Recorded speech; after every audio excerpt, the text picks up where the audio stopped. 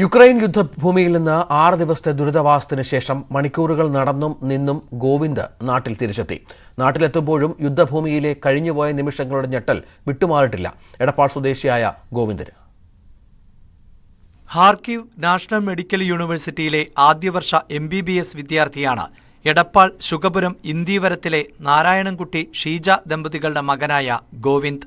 ഫെബ്രുവരി 24-നാണ് ഗോവിന്ദ് ഉൾപ്പെടെയുള്ള വിദ്യാർത്ഥികൾ കോളേജ് ഹോസ്റ്റലിന് അടിയിലുള്ള ബങ്കറിലേക്ക് താമസം മാറിയത്. 650ഓളം വിദ്യാർത്ഥികൾക്ക് ശ്വാസം വിടാൻ പോലും ഇടം ഇല്ലാത്തതായിരുന്നു ആ ബങ്കർ. ഭക്ഷണത്തിനും ഏറെ ബുദ്ധിമുട്ടനുഭവിച്ചു.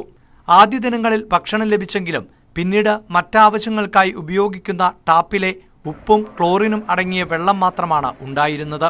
5 ദിവസം കഴിഞ്ഞാണ് ഏജന്റുമാരുടെയും മറ്റും നിർദ്ദേശാനുസരണം ഹാർക്കിവ് റെയിൽവേ സ്റ്റേഷനിലേക്ക് 8 കിലോമീറ്റർ നടന്ന് എത്തിയത്. 31 മണിക്കൂർ ബസ്സിലായിരുന്നു പിന്നീടുള്ള യാത്ര. 120 പേരെ ബസ്സിനുള്ളിൽ കുത്തി നിറച്ചിരുന്നു.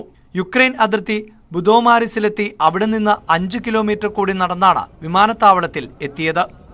ഞങ്ങളിതാ ഇന്നലെ രാത്രി 11 മണി മുതൽ ഇന്ന് രാവിലെ അല്ലെങ്കിൽ ഈ സമയം വരെ വേണമെങ്കിൽ തികച്ചും പറയാം ഈ ഒരു നിൽക്കുകയാണ് ബോർഡർ കിടക്കുന്നതിന് വേണ്ടി. അതാണ് ബോർഡർ, ആ കാണുന്ന ഏരിയയാണ് ഫുൾ ബോർഡർ. 2000-ൽ കൂടുതൽ സ്റ്റുഡൻസ് ഉണ്ട് ഇപ്പോൾ ഇവിടെ. അതിൽ 4-5 യൂണിവേഴ്സിറ്റി ഉണ്ട്. അപ്പോൾ ഞങ്ങളിപ്പോൾ ഒരു നിനക്ക് നിൽക്കുകയാണ് ഒരു നല്ലൊരു ഓർഡറിൽ. ഡൽഹിയുടെ മണ്ണിൽ തൊടുമ്പോഴും കഴിഞ്ഞുപോയതിന്റെ ഞെട്ടൽ മാറിയിരുന്നില്ല 19-കാരനായ ഗോവിന്ദിന്.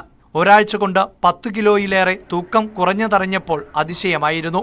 നെടുമ്പാശ്ശേരിയിലെ വിമാനത്താവളത്തിൽ നിന്ന് ബന്ധു രവി മേനോനോട് ഒപ്പമാണ് ഗോവിന്ദ് വീട്ടിൽ എത്തിയത്. ന്യൂസ് 18 തിരൂർ.